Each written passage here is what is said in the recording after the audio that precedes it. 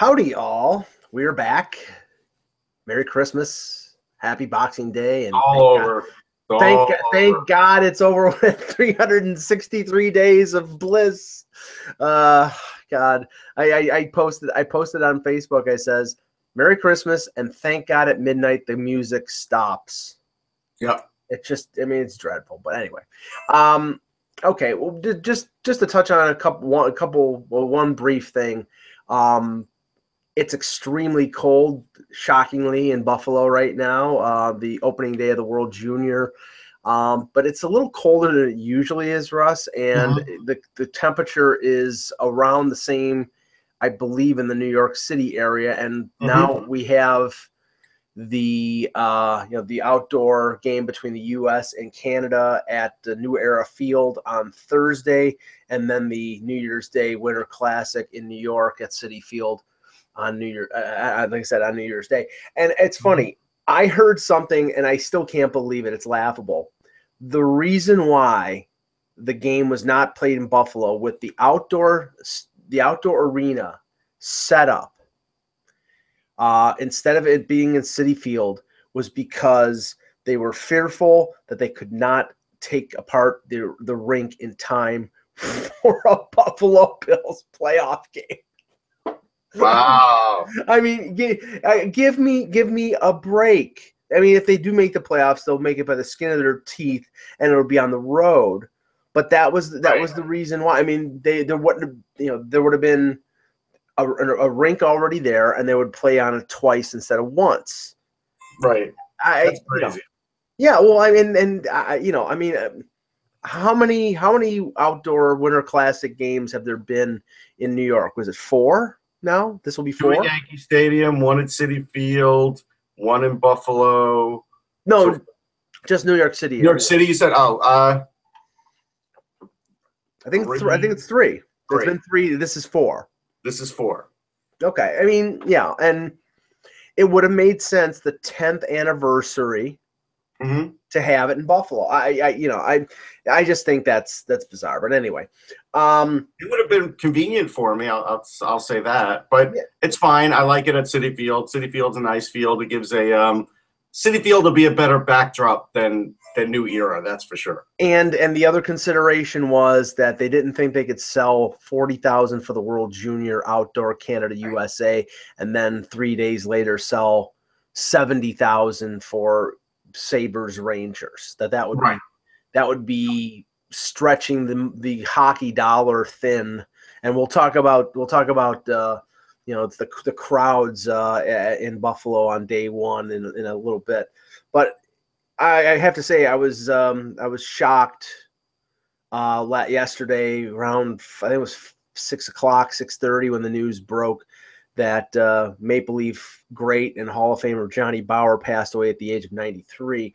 Now, unfortunately, like I never had a lengthy conversation with Johnny Bower like many of my friends up in Toronto have, who have, covered the team for a number of years, or one friend had a foreword for a book that he wrote written by Johnny Bower.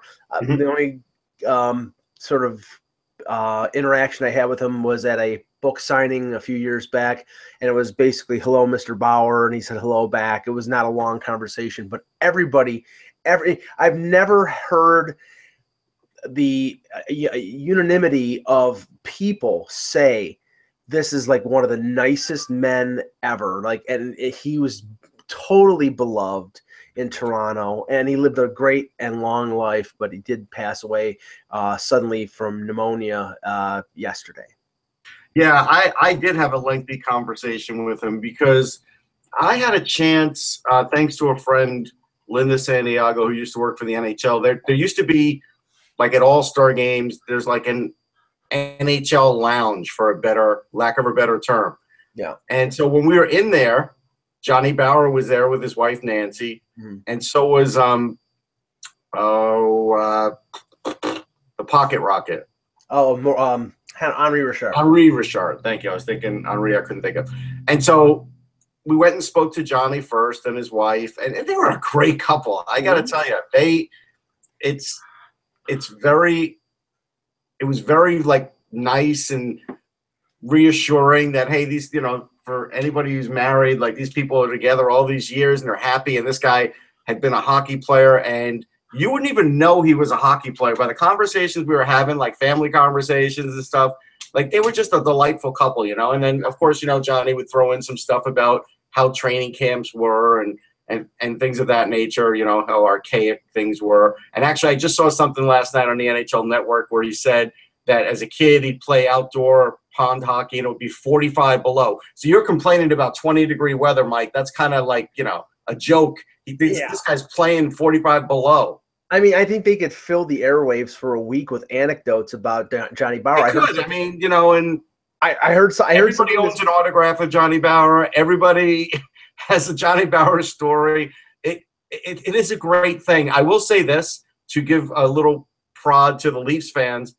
At least he was a 3-time winner for the Leafs. There is no longer 4-time. So there's no longer a guy like that in Leafs history. Like, that's it. Until they start up a new history.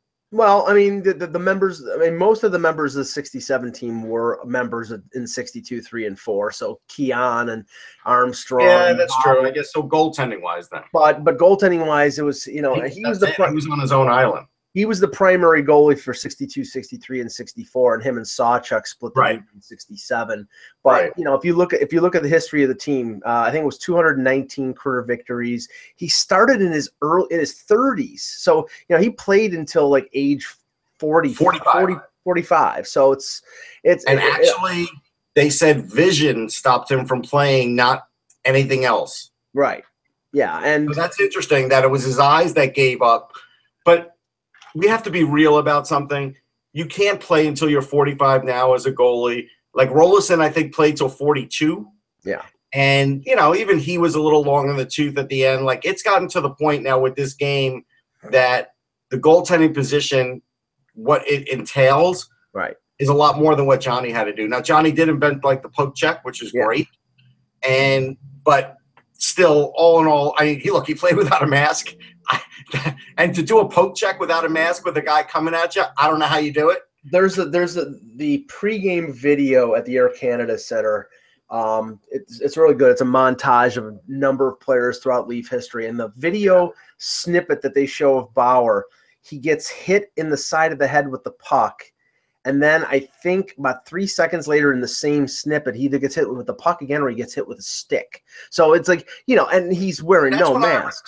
That's the day I retire from hockey, right? Yeah, but as I said, the one anecdote that I heard this morning on the radio which was hilarious. Apparently, they named a small little park in Toronto named Johnny Bauer Park right near where he lived, and apparently he would go out every day, like during the summer, and clean up the park because he, you know, not that he thought it was like, you know, his responsibility to do it, but you know, it was just something, I guess it was his own little prideful thing, and he was pick up the newspapers or whatever. It's like, you know, just he was one of those guys that definitely changed the position. I'll tell you something else though, that from his era, that's a bygone thing, and that's the AHL used to pay as well as the NHL. So like for people going to look back on his records and say, well, he couldn't have been that good. He was in the AHL till he's like 36. He was in the AHL till he was 36 because he was making more money there. Yes. Yeah, and the Leafs had to talk him in to coming to Toronto because he was making, I guess, just as much money for the Cleveland Barons as he was that he would have in the NHL, because he played parts of 3 seasons with the Rangers. Yeah, and didn't do particularly well because the Rangers at that era were not that great. No. But yeah, so but yeah, it's, I mean, China Wall, great guy, and we'll miss him. I only met him the one time. Well, that's not true. I met him the one time, and then we both did see him recently last year around this time at the Centennial Classic, and he was there for that. Always sharp-witted, always just a delight. That's all.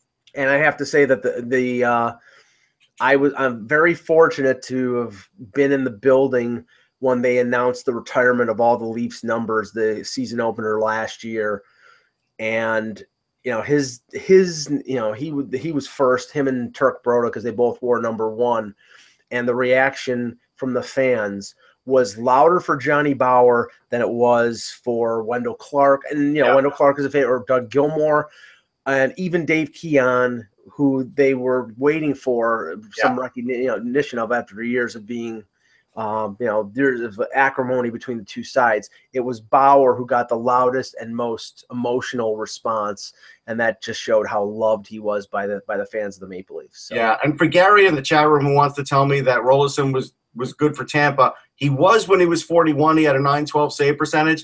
That last year, which is the year I was talking about, that I said he was long in the tooth, he had an .886 save percentage. He was losing it. He was. All right, let's get started. Hello, Hockey World. Today is Wednesday. No, honestly, with Christmas and Boxing Day, it just throws out. I didn't know what day it was, but I know. Wednesday, December 27th, 2017. I'm Russ Cohen from Sportsology. And that's Perla. And I'm Michael Agello. Jordan.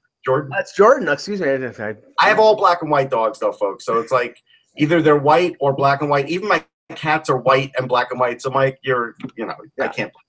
And I'm Michael Agello, and this is the HockeyBuzzcast here on HockeyBuzz.com. We will start with the World Junior because I was in that building, well, the two buildings, the Harbor Center and the KeyBank Center in Buffalo for about 12 hours watching 4 games. It was pretty fun, but a little tiring. We'll start out with the game, which was, I think, had the most surprising result, which is the Russians and the Czechs. The Czechs win 5-4. And the Russians really didn't start playing. And I missed the third period because I went over to the other building to watch. I watched it though. Sweden and Belarus.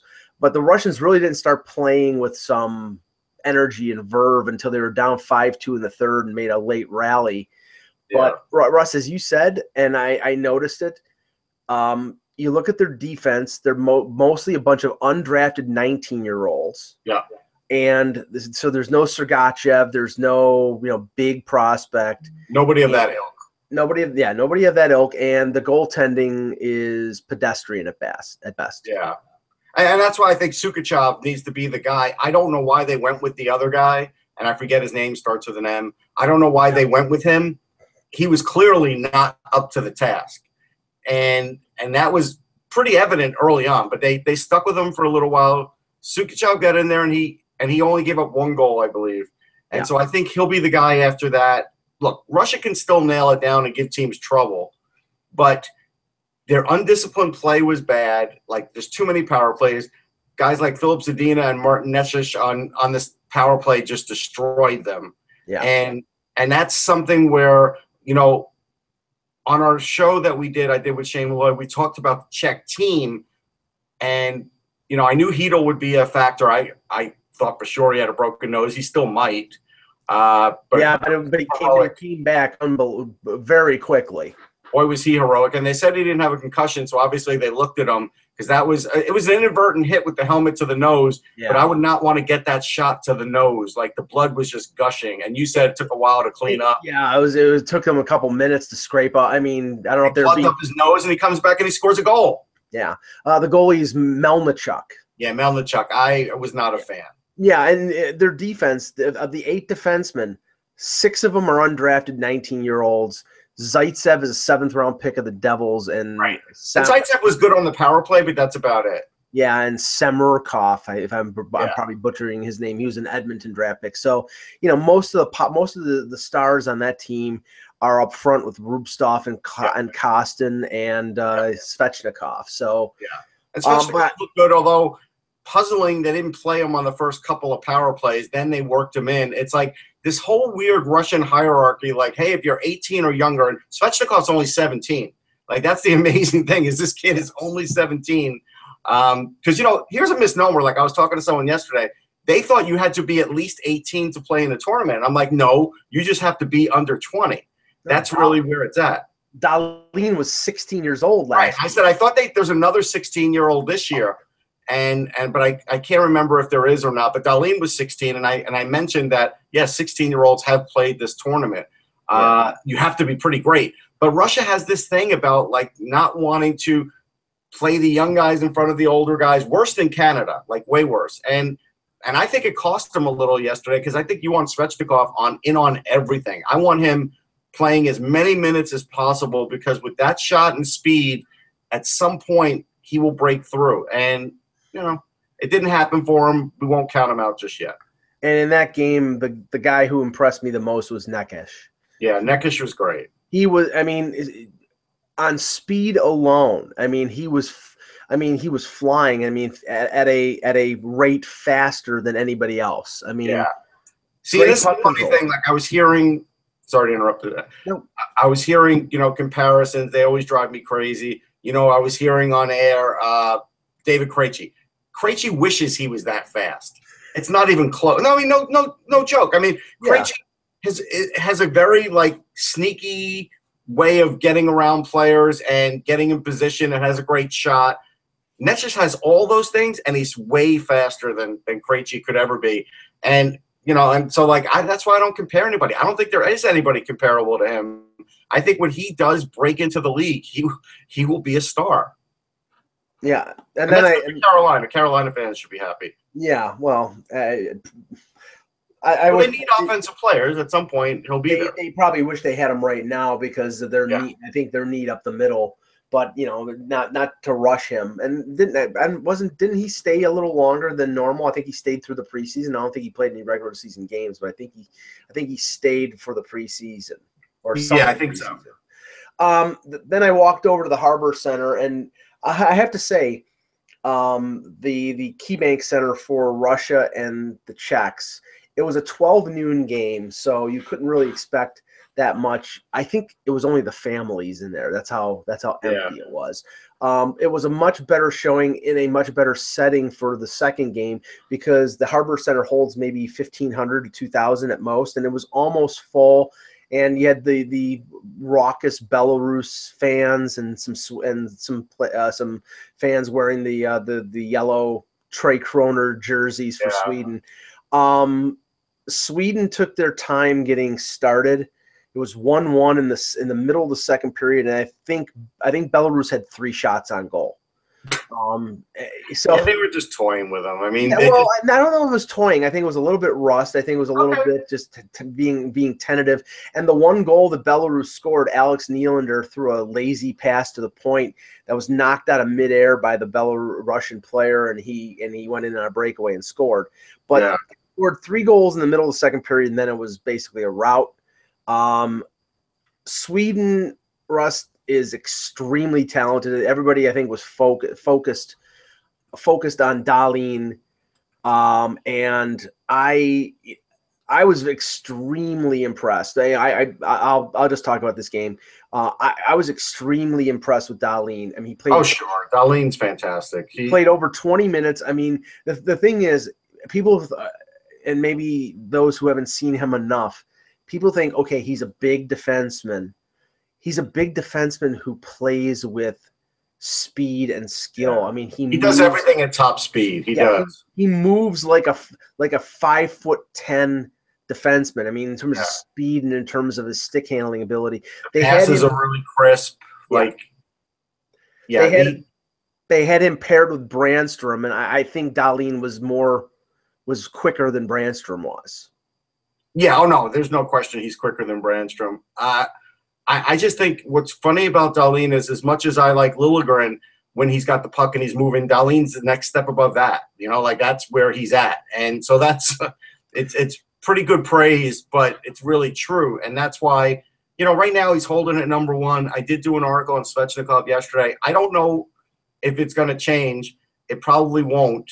But if Svechnikov were to light it up in this tournament, it certainly would get people talking again. If not, then he's going to run away with the number 1 spot, and then it'll be, number 2 will be in question. But that's it's a pretty exciting thing to watch him, to watch Nylander. Elias Anderson's a great player, but again, this is supposed to be a big boost for Alex Nylander, so he has to do well in front of the home crowd here. Well, it took him a little bit of time, but the funny thing is, it kicked into gear when the Swedish coach moved him up the middle. He was playing center, which he's not a center. He did that a couple years ago when his brother got hurt in the first game of the World Junior, and I think it was in Finland. And I think he moved to center on that tournament and played with Timashov and played really well. They did that again, and he seemed to get going once they moved him up the middle. The interesting thing that the Swedish coach did, he had Dahlin and he had Liljegren on 2 separate pairings, because and then at 1-1 when they were basically desperate to get some jump, he put the two of them together. And I talked to Liljegren after the game, and I asked him, I says, what, because he was playing with an LA King prospect who I won't even say his last name because I butcher it every time. Morvier.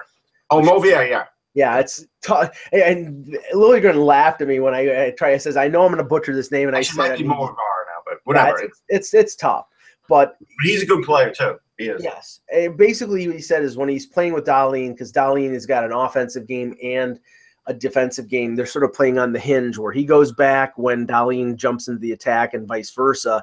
Right. Whereas with his other pairing, Liljegren was able to jump into the attack all the time because the other guy is more of a defensive defenseman. But I have to say also that Elias Anderson was very impressive in that game. Yeah. Great release on his shot. He had a couple goals.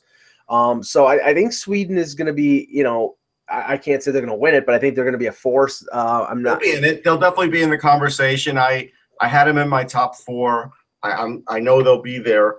So I think that's fair to say. The interesting, offshoot conversation that I was already getting texts about was like, who do you like better, Casey Middlestad or Elias Anderson? And of course, people are asking me that because the Rangers took Anderson, and they went for something different. What the Rangers went for was a player that was more physically advanced and could get to the NHL faster, whereas I think Middlestad will be a better scorer. Now, Anderson's a really good player. Yeah. The thing about Middlestad is, and he told me this before the draft last year, he had never lifted a weight in his life. But he also told me when he got to college, he would do that. And now you could see even just, from the summer to now, he is a lot stronger, and we'll talk about him. But that's let's go to that game because that was pretty much a blowout. 9-0 Team USA over Denmark. I was sitting next to someone in the press box who was basically saying at 6-0 that he was a little afraid of the U.S. getting into some bad habits and getting lazy, and you could see it in the second period. They started to give away the puck. They started to overpass, but I mean, they just overwhelmed the Danes. I mean, you never overlook an opponent, and goal differential means something, but it was never really a contest. It was 2-0 after like 4 minutes, and they just kept pouring it on. But Middlestad, you're right. Some of the Buffalo reporters said that he looked a lot thicker and stronger than he did at their rookie camp. And I talked to one person who said that he's going to be a one and done. He's 1 year, and then with Minnesota, and he's done. Yeah, and if you project, I mean, I don't know if that means that he starts the year in the American Hockey League, or he's going to play the wing, or if he's even going to play center at the NHL level. But I think he's going to get a long look at the NHL level. I do. Yeah. But Joseph Wall had 17 saves for a shutout. But to be fair, he wasn't really tested. No, he wasn't. He wasn't. And even he said so. It's like I asked him the question about basically concentration, because when you face 6 shots after 2 periods, it's really tough. You're not doing a lot out there. And then how do you maintain that level of concentration? And he just said, well, you sort of have to, because, you let in one bad goal if you don't face anything, and then all of a sudden things turn around. So it's, I mean, I have to say, the U.S. are loaded. I mean, this is not a team. Oh, no, they're loaded. I wrote about it a little bit on Hockey Buzz. The blend of size and speed is really like no other team in the tournament.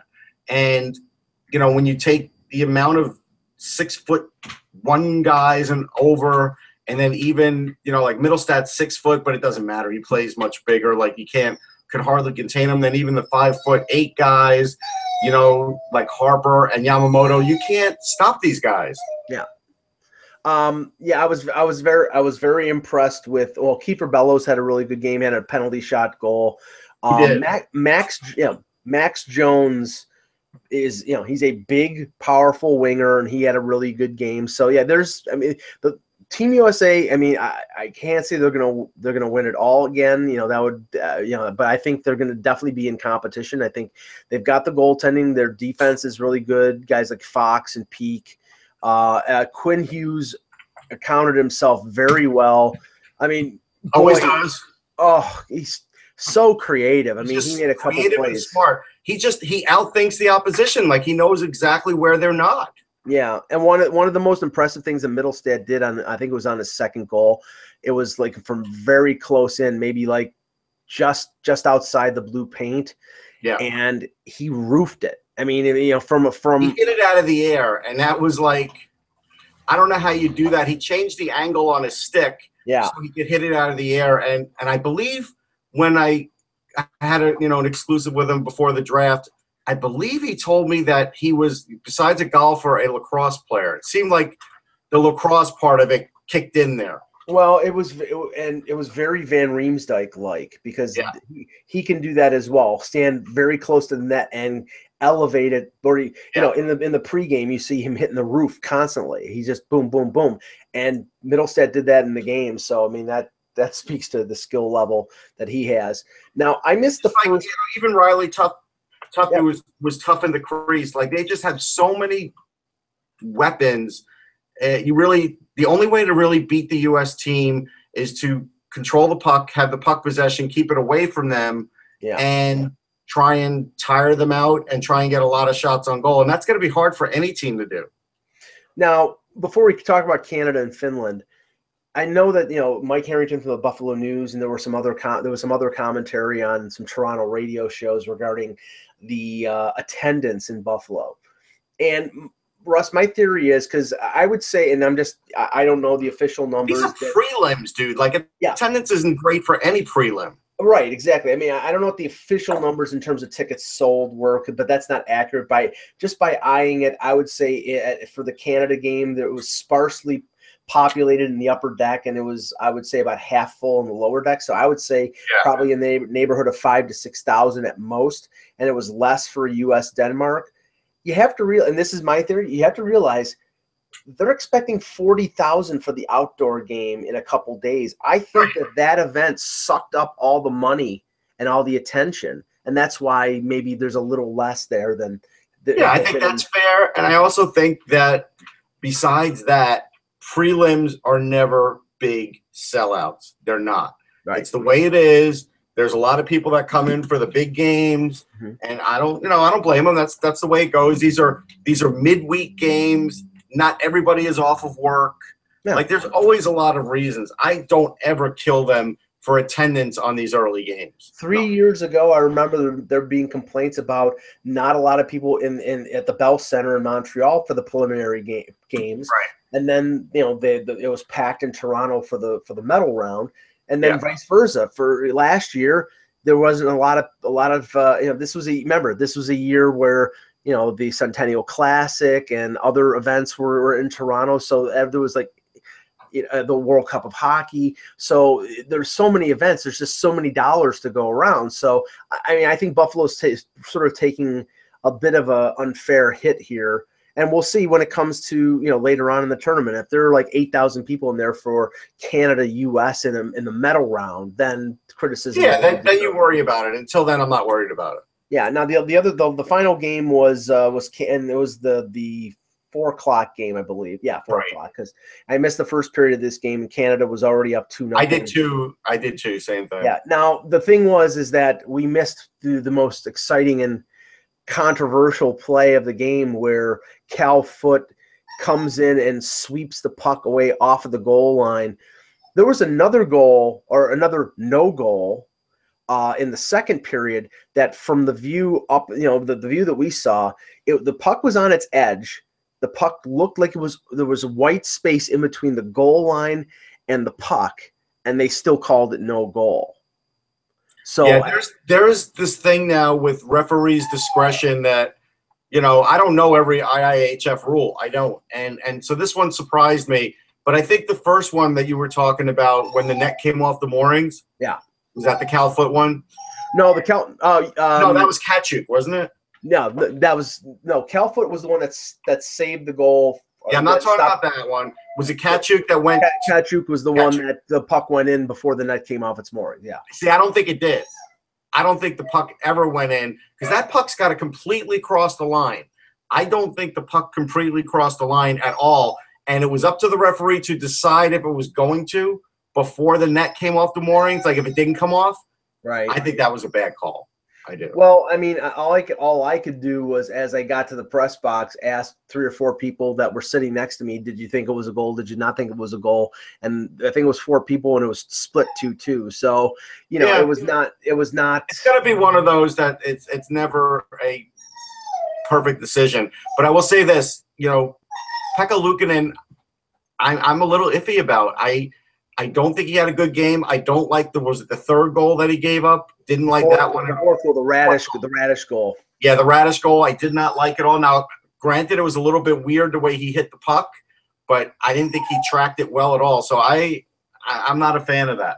Well, I mean, he's got a lot of work to do. He still could be a good goalie, but the Sabres, you still may not have your goalie in the future. You got to say. He's a Buffalo prospect, and yeah, I mean, in speaking to a couple people, they thought he was back in the net on that one, and it was not a great goal, but he's a young goaltender. And now I have to say that for Team Canada, the thing is they don't have a superstar on this team. They don't have they don't have a McDavid, they don't have a Stamkos or a Tavares. They're fully expecting to be dependent on balanced scoring. And sometimes that's scary because, sometimes you're expecting like 4 lines to generate offense and then none of them do. And they're depending a lot on Carter Hart. And I thought Carter Hart had a pretty good first outing against, not the strongest team. Remember, Finland almost got relegated last year, but everybody thought that Finland was going to be dramatically improved because, they have Tolvanen. They have a defense with 5 first-round picks on it. They don't have a lot of offense, Finland. No, and I thought the reason I picked them so high is because I felt like they could get offense from their defense. Yeah. And so far they haven't done that, but I think they can do it with the 5 first-rounders. They do. But the coach has to change the style there because other than Vesalainen and Tolvanen, they're missing offensive players. I mean, they really are. I mean, that's a big deal. The other thing is, the other big thing about the Finnish team was, like, again, I thought Tolvanen was average. He wasn't great, but I looked at the way they were defending, and they were a hot mess at times. They almost seemed like they were unfamiliar playing with each other, and I didn't expect to see that. Yeah, they also played 7D, so so did Canada, right? Fabro played that 7 spot. Yeah, and they were careful with Fabro because he was coming off that injury. So they didn't give it. I'm pretty sure they didn't give him a lot of ice time. They gave him some, but not a great deal. But Hart was great. I mean, I was going to say that Gadjevich. That's a situation where you go to block the shot, and why are you trying to block the shot? You blocked his way. You hit the puck. It goes top of the goal. Like there was nothing Hart could do on that goal. Yeah. Now Canada tonight plays Slovakia, and they're playing Colton Point, the backup goal. Well, the presumptive backup. He's the backup.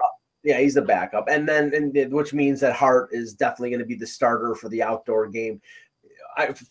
Ironically, I asked Woll whether that was going to be the plan because remember, the U.S. plays Slovakia on Thursday at 8:00, and then plays the outdoor game Friday at 3 p.m.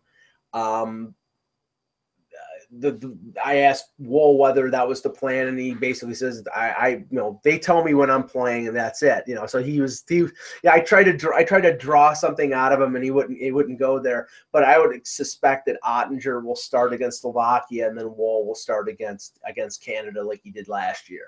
Yeah. So some interesting stuff from the World Junior, and we'll be covering that on a daily basis going forward. Yep. Now some news from the NHL. First, Ryan Kessler makes his return for the Anaheim Ducks tonight against the Vegas Golden Knights. He's been out the entire season. We've been talking about Anaheim and how they're just sort of hanging around. Now Getzlaf is back, and now Kessler is back. That's a big deal.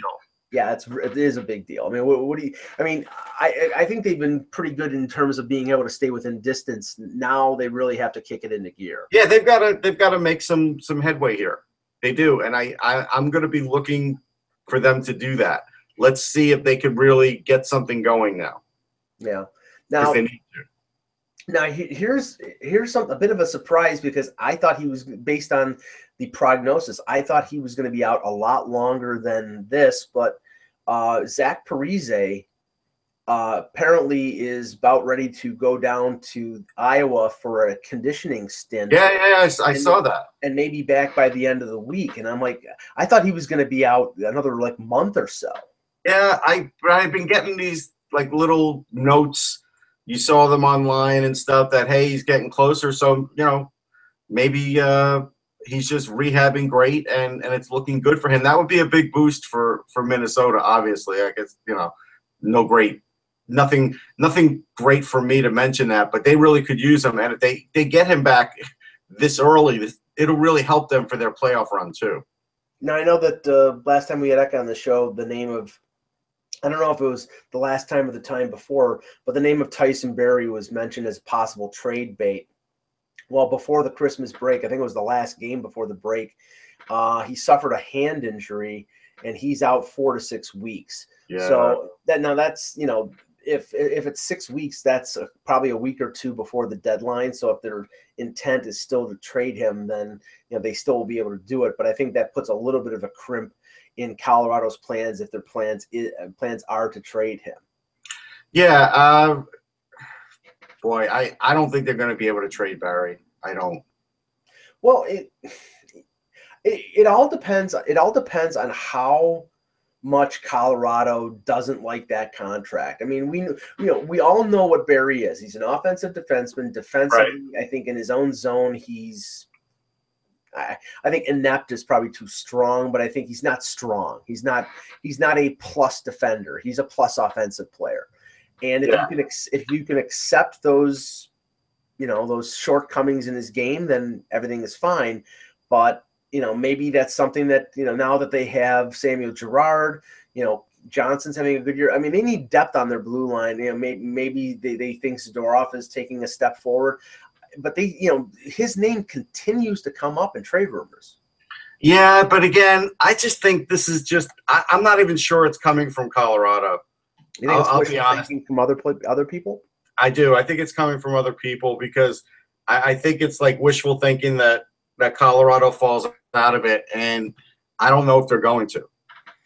Now, something that I know, a name that I know that Eck mentioned on the last time he was on the show was Aaron Dell, and there are some reports that the Islanders may be interested in Dell, and that the Sharks would be in line to get some offensive young player from the Islanders that they have. God knows they have enough, but maybe a Dal Cole or a Ho-Sang, somebody of that nature. Boy, I'm not trading. I might trade Dal Cole for him. There's no way I'm trading Ho-Sang for Aaron Dell.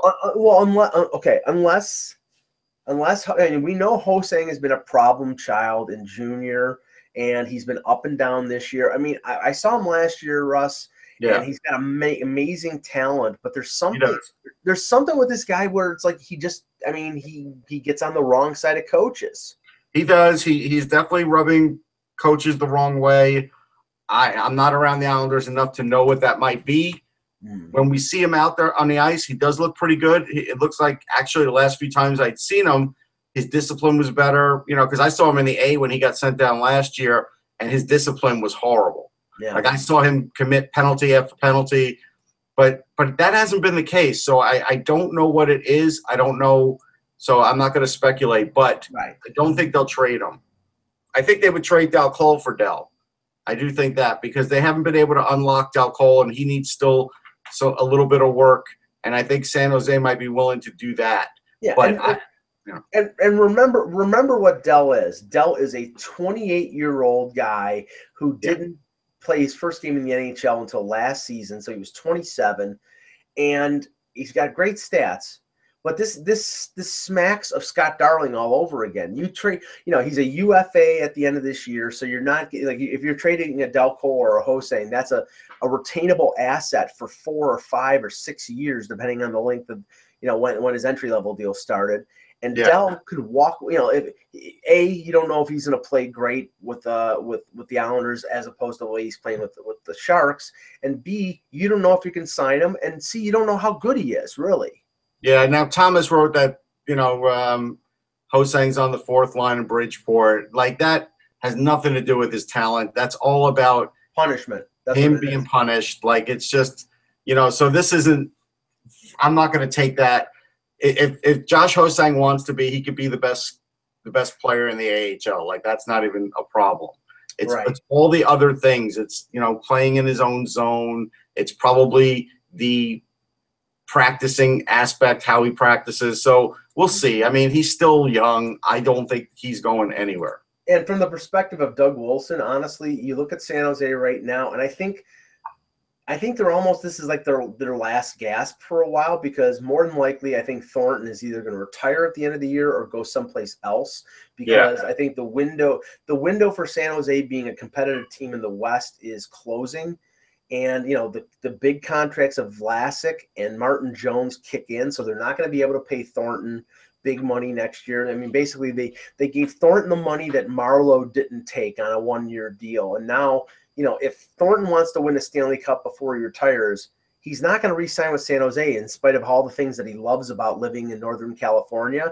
He's going to shop himself to a contending team for a 1 or 2 year deal to try to win a cup before he retires. So I think, their window this year, if they need scoring, they should trade Dell, because Dell is an expendable asset. So I just think with San Jose, I think it's going to take a couple of years, almost like a reset. I think when you're looking at players like you're seeing in the World Juniors, Josh Norris, really good, but he's going to be a while. He's not going to be a guy that gets up there quickly. I think I could see them being a non-playoff team for a couple of years, but because they have Jones and they have him under contract, they'll try to make other moves. Dylan Gambrell is still a couple of years away. Jeremy Waugh is a really good player, defenseman. He's getting closer. Like, they have guys. He's in the AHL. They have guys that could really – and Waugh had a lot of injury problems. He's really offensively talented. He only has about 9 points right now in the A, but he's playing and he's not injured. So that's a big deal. So I could see in like 2 years things changing for them. A signing off the ice, Blues GM Doug Armstrong signed a 4-year contract extension. Makes sense. Is it oversimplistic to say that he should thank Ron Hextall for that, for his extension? Because of the Braden Shen deal? Because I think that's the cap. I think it's more than that. Yeah, he's I drafted think so too, well, but that certainly hasn't hurt him. Yeah, but it's definitely a help. I mean, I think drafting Parayko and some of the other acquisitions that they've made, they're having a great year. So somebody made the point that what's that? I was going to say, in the chat room, I just saw somebody say, well, the Islanders will pay Tavares and Josh Bailey $10 million. No, they won't. They'll pay, Tavares for somewhere between, 10 and 12. Yeah. They will not pay Josh Bailey that kind of money. Josh Bailey is not going to be an Islander next year. Right. I would say, let's just say this. If they sign Tavares, they're not signing Bailey. Probably not. Okay. Now let's touch on a couple things. One popped up just before the break. I'm not sure if we talked about it before then, but we'll just talk about it again. Was Chris Letang? I believe it was Nick Kiprios of Sportsnet that said that the Penguins are in a situation where they need forward help. They won a Stanley Cup without Letang last year with a hodgepodge defensive core, and Letang this year, coming off an injury, has played horribly, and that they might be interested in trading Letang if they are able to get themselves a couple forwards. Now, there's a problem. Chris Letang has 4 years left after this year at $7.25 million. Yeah. And after the number of injuries, what was it, an Achilles? I think he had a shoulder injury. He's had a stroke. I mean, the wear and tear on Letang's body, if he had a year or two, I think there would be a lot of takers because the risk would be low. But 4 years at $7.25 million, I don't know if there's any takers out there. No, I agree. Excuse me, I agree. I think what's going to happen is, like, let's just say it was a team like Vegas, right? Yeah. And it could be a lot of different teams that could swallow up his contract. But if I'm swallowing up his contract, I want Letang, and give me someone like, I don't know, Frederick Tipples. He's 22. He's in the AHL now, and he had a good college career. Mm. They had him in the E. Now he's moved up to the A. He has a little bit of offensive ability. I want both of those guys, and then I'll give you a couple forwards because I'm eating a big contract here, and I'm not just taking 1 for 2. There's no way. Yeah, I mean, a big market team, and I'm just using the Rangers as an example. Not that I think they would be interested. Yeah, I don't think they would be. But just or say, the chances of them trading him to Washington are very slim. But I'm just saying, a big money, big market team could afford to take the risk because if he gets injured, it's just money. He goes on LTIR, and they eat the salary. But it's the 4 years. That's what I think. That severely limits the range of the number of teams that would be interested. Now I've heard, as soon as Letang's name came up, oh my God, Toronto, because Toronto has, the need for that number one defenseman. But the question is whether he's a number one defenseman anymore. And I don't know. I mean, I spoke to somebody in Pittsburgh, and they said he played horribly so far this year. And he's got 25 points. It's not horrible. It's just horrible for Chris Letang. Right. I think on a team like Toronto, yes. Could he be a top pairing guy? Yes. He's going to be deficient defensively, though, and that's not going to work out well because they have too many guys like that already. Yeah. So it's going to take a special spot to put him in, Like, here's what I could see. I could see Arizona working a deal where they get Letang and they move Yarmulson just to sort of shuffle, keep shuffling the deck chairs and see what they can get out of Pittsburgh other than that, like a pick or a better player. Like a Sprong or a Jari. Or a Jari, something like that. They probably don't want Jari, though, because, they have Wedgwood and they also have Merrick Madsen who's in the Flyer system. So I think they have goalies. So I think they would take Sprong for sure. And I think that's what the kind of deal I could see happening. And again, I don't know if it's Vegas, I don't know if it's Arizona, but it's going to have to be with a team like that, knowing that the cap goes up next year. This is a way where, okay, we're increasing payroll, but we get something out of it. Now, we'll take 1 or 2 questions from the chat if anybody's got anything, but I wanted to touch on this one because Zach wrote about it a couple hours ago, and it has to do with the Leafs. And what he said is he spoke to a top source in Toronto and that the Leafs are, quote, workshopping scenarios that would lead them to sign either Karlsson or Tavares. So obviously in this, that would be either Erik Karlsson, John. Yeah, right. It would be either Tavares next summer or Karlsson the summer after that. Right. And he had heard something about Karlsson and the Leafs a couple weeks ago. Now, okay. From my perspective, and I don't have the source that Eck has. I'm just looking at it as somebody who reads the landscape in Toronto. I don't think there is a lot of interest in John Tavares simply because if they sign John Tavares, the first immediate thing that they would have to do is trade Nazem Kadri because Nazem Kadri at $4.5 million, they wouldn't be able to afford him. You're gonna be paying Matthews probably $10 to $11 million a year on a new deal. Mm-hmm. I don't think Tavares is signing a 1-year deal where all the risk is on him. If he's gonna sign someplace other than the Islanders, he's gonna sign for the max. He's gonna sign for 7 years. He's gonna sign for as much as he can get. So it's very possible that Toronto could be willing to do that for a guy who's a superstar, but they've already, and you see that, you see the Kane Taves scenario in Chicago and Malkin and Crosby. Maybe the Leafs want that, up the middle. Tavares. I mean, they're going to make a move on somebody big at some point, like besides the guys they have. They will do that. So, yes.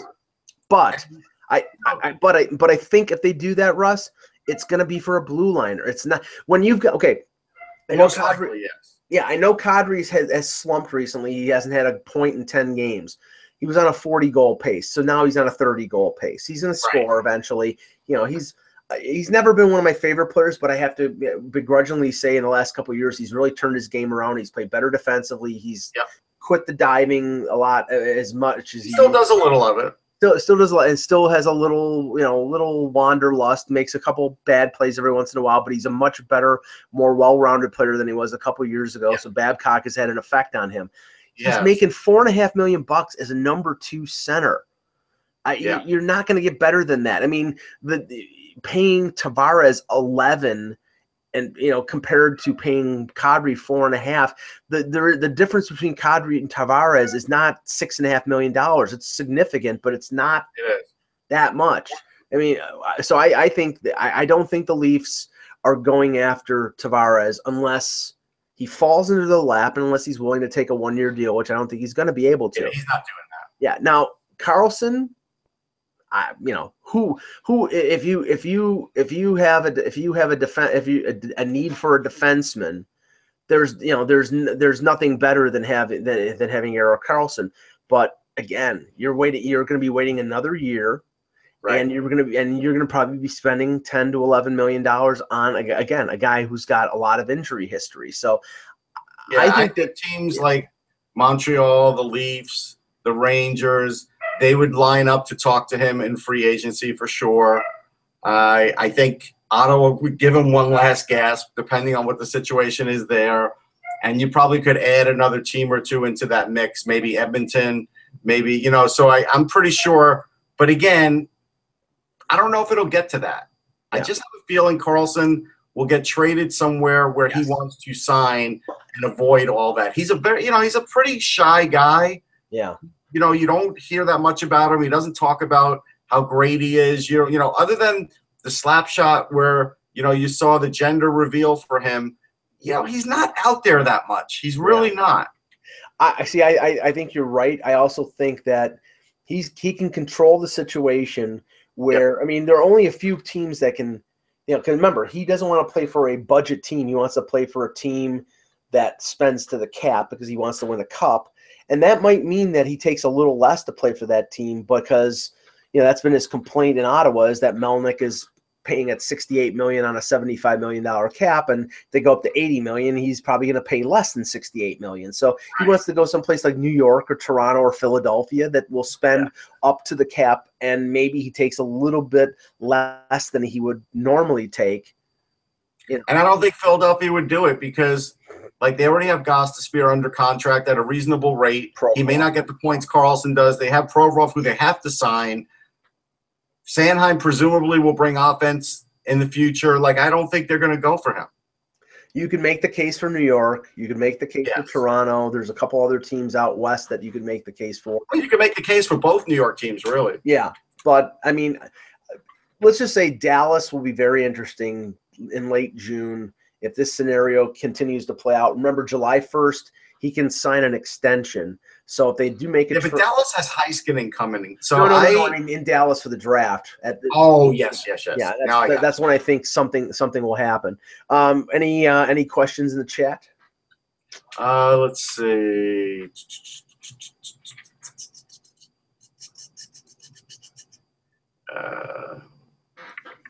If not, no big deal. No, there were some earlier. Hold on, I gotta scroll. These guys are chatting up a storm.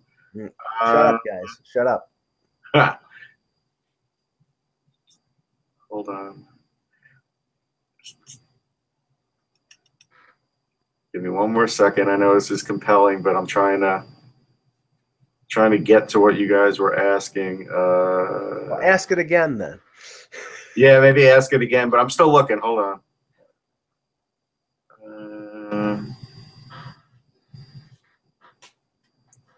Nah, I can't find it. They did have a couple.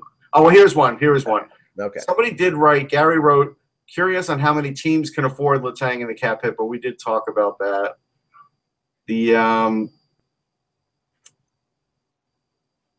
That was probably the main question, actually. Well, yeah, that was the main one. Let me see if anything else was asked. Well, one thing with the Karlsson situation, with the year left, if he doesn't get traded to a team that he wants to sign with, Yeah. Ottawa is risking getting pennies on the dollar, because if they trade him someplace where, okay, they're going to basically have him as a rental for a year. Yeah. And they're gonna pay rental prices. Then they're gonna get a first round pick, a prospect, and an NHL player. Probably not top of the line guys. The only team that's going to give up significant assets for Erik Karlsson is a team that believes they can sign him to an extension. Right. Rob did ask, will Liljegren be a Leaf next year? I believe he will be. I mean, it'll obviously depend on camp, but I also think it'll depend on. Okay. Could you easily move Roman Polak out of that defense? Oh no, Roman Polak will not be on the Leafs next year. So there will be an opening. I think there's a better chance of Travis Dermott being on the Leafs next year than Liljegren, simply because Dermott has been in the AHL for a couple of years. Yeah, but I think Liljegren's going to push the envelope to the point where I think they look at it and say, I'm not doubting that he's played well in the American Hockey League so far. I think he had a goal and eight assists in 17 games. So he's playing okay. He's made some mistakes. He's learning from them. He's adjusting to the North American game. I think, knowing the way the Leafs have been slowly advancing their prospects, I would say to start the year, no, but I would say maybe by the middle of the year he could be up. It all depends on what they do in the summer, because I think by the deadline, they're going to try to add a defenseman, and if they add somebody who's a top 4, then that slows the progress of Liljegren. And right now, I think if they could get themselves a top 4, they would move a guy like Ron Hainsey down to the bottom pairing, and that would help the depth of their defense right now. But I think what's helping Liljegren in the argument is he has the points, and it's 9 points in 17 games. So that's pretty good, and he's a +6. Yeah, the one plus is, I mean, you could say, well, Babcock doesn't like rookie defensemen. Well, Andreas Borgman is a rookie defenseman that they brought over. Well. He's doing pretty well, and he's a Swede, and he hits. He's got a little snarl to his game. Liljegren is strictly an offensive guy.